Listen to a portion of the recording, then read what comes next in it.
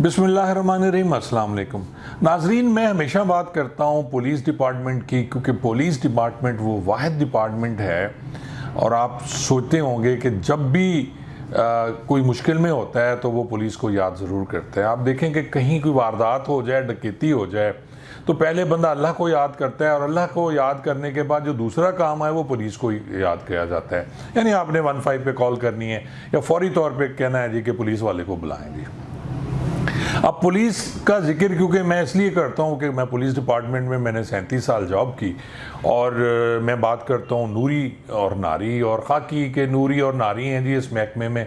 जो नूरी हैं वो पीएसपी क्लास है, जो एएसपी से लेके अब ऊपर जाते हैं, जो डायरेक्ट एएसपी साहबान आते हैं।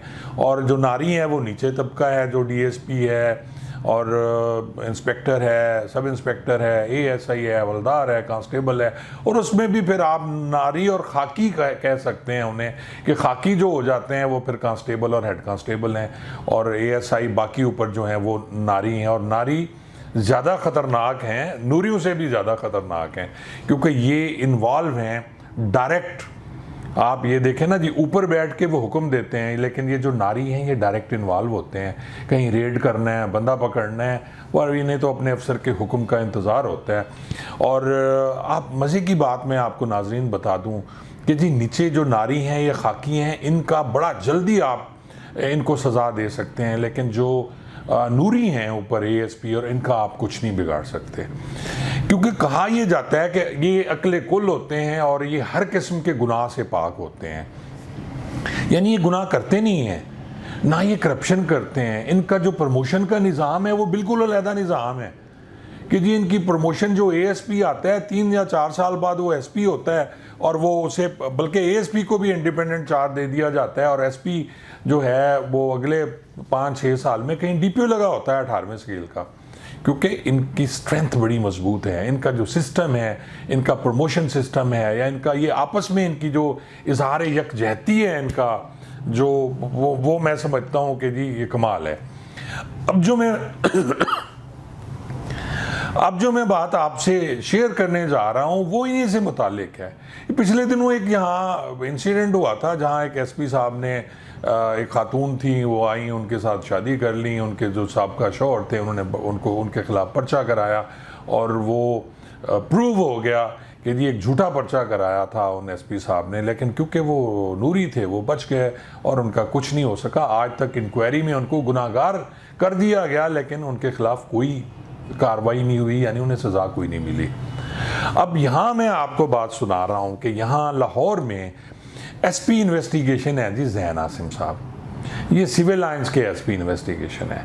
अब इन्होंने क्या कमाल किया, इनकी शायद कोई जानने वाले होंगे, मुबैना तौर पर मैं कह रहा हूँ, लेकिन मैं जब आप आगे जाके नाज़रीन सुनेंगे तो आपको अंदाज़ा हो जाएगा कि ये मैं बात गलत नहीं कर रहा, और मैं सबूत के साथ बात कर रहा हूँ।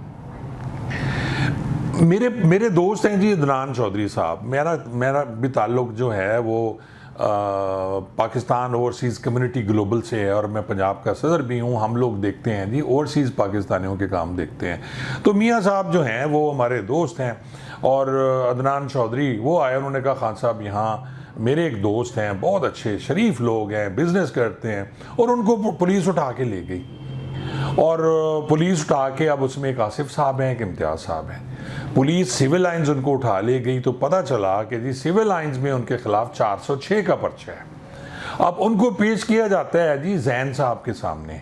ये जैन आसिम साहब जो एसपी हैं उनके सामने पेश किया गया, और जैन साहब ने जब पता लगा कि जी एफआईआर में तो उनका नाम ही नहीं है, बल्कि एफआईआर एक ऐसे शख्स के खिलाफ है, अदनान नामी, अदनान मोटर्स है उसकी, जिससे आसिफ और इम्तियाज़ गाड़ियाँ लेते रहे हैं। अब पहले भी उन्होंने गाड़ियाँ ली, और आसिफ और इम्तियाज़ ने अदनान जो है उससे 2 फॉर्च्यूनर गाड़ियाँ ली, जिसकी पेमेंट कर दी गई, लेकिन एतबार था उसके कागजात नहीं लिए गए। इसके अलावा कोई तकरीबन 1.5 करोड़ रुपया और भी अदनान को दिया गया एक अगली गाड़ी के लिए।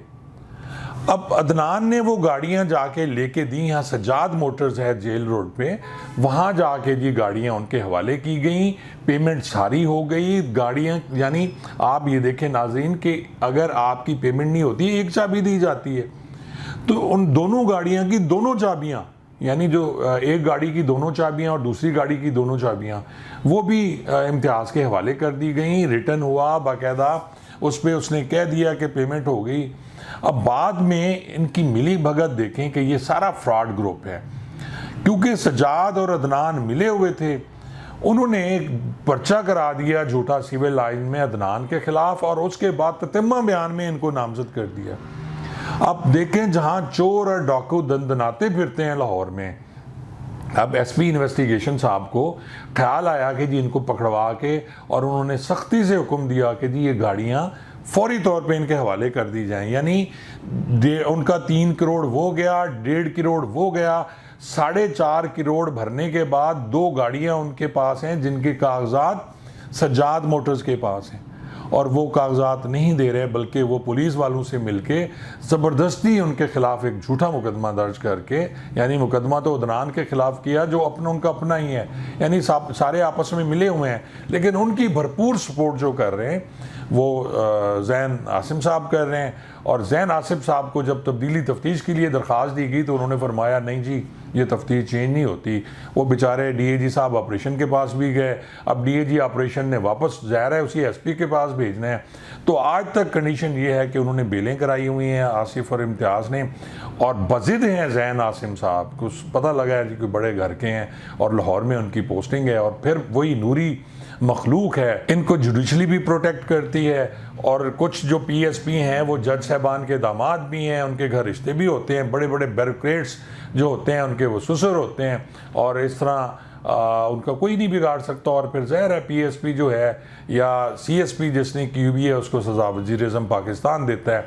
उसका एक तरीक़ाकार है कि जी यहाँ इंक्वायरी, अगर आप पहले तो इंक्वायरी में उनको गुनाहगार किया नहीं जाता, पूरी तरह उन्हें बचाया जाता है, प्रोटेक्ट किया जाता है, और अगर कोई गुनाहगार साबित हो भी जाए तो इस्लामाबाद में एक सेक्शन अफसर ने उसकी इंक्वायरी करनी होती है जी, और वो इंक्वायरी में उसे फिर रेगुलर इंक्वायरी में उसे बेकसूर साबित कर दिया जाता है, और इस तरह ना इनको सज़ा मिलती है। ये हमारे मुल्क का निज़ाम है कि जी इस नूरी कौम को जो ख़ास तौर पे जो पीएसपी क्लास है, अगर ये जो मर्ज़ी कर लें, इनको कम अज़ कम यहाँ सज़ा नहीं मिलती, तो अल्लाह ने ऊपर इनको सज़ा देनी हो तो दे दे, या किसी और अजाब में फंस जाएं, ये बीमारी में फंस जाएं तो फंस जाएं, और ये करप्शन करें, ये फंड्स खाएं, ये जो मर्ज़ी करें, इनका कोई यहाँ कोई नहीं बिगाड़ सकता। तो एक बात थी शेर की जो मेरे पास आई कि पुलिस गर्दी सिर्फ नीचे लेवल पे नहीं होती, पुलिस गर्दी जो है उस लेवल पे भी होती है और बहुत बड़ी होती है, क्योंकि इन्हें आईफोन 14 चाहिए, इनको बहुत अच्छी गाड़ी चाहिए, इनको घर इनका बहुत अच्छा होना चाहिए। और आप अगर इनका लिविंग स्टैंडर्ड देख लें, ये जो एएसपीज़ हैं या ऊपर एसपीज़ हैं और ऊपर चले जाएं, तो कमाल है इनका लिविंग स्टैंडर्ड तो हमारे जो नारी हैं उनका भी कम नहीं है, करप्शन में वो भी कम नहीं है। लेकिन ये जो निचली करप्शन है, वो अगर ऊपर वाला आपका अफसर ठीक है और आपको आशीर्वाद नहीं है उनकी, तो फिर करप्शन नहीं हो सकती है जी। बहुत बहुत शुक्रिया।